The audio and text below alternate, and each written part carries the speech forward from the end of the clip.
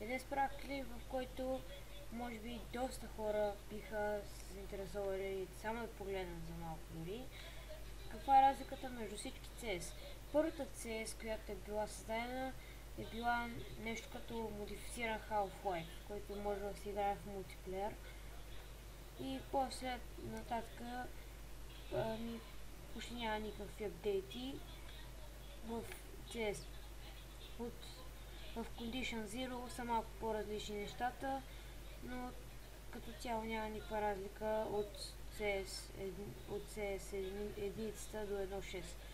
Няма никакви апдейти, само някои бъгове, които са били фиксвани тогава, които дори и до днес седат.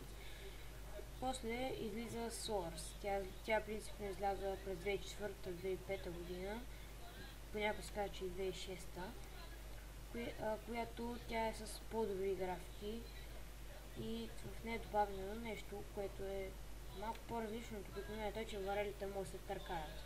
Изгладени графики, по-хубави скинове, но като цяло е много 6.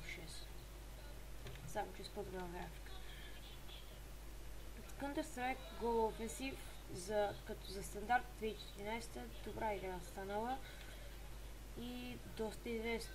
Доста хора теглят, но доста хора играят просто само за да печелят пари в Steam. Защото всеки дроп може да се продаде на пазара от нея, докато на повечето игри не може. И другото, което е дето графиките са по-оправени, има откат на оръжията по-голям и друго специално не може да видите в CSGO. Тоест това си е CS 1.6, на който ако някой си играе CS от отдавна, просто би му дошло по-добре CSGO. Ако някой вече му мръзнала CSGO, CS 1.6 ако му мръзнала, CSGO няма да види нищо различно.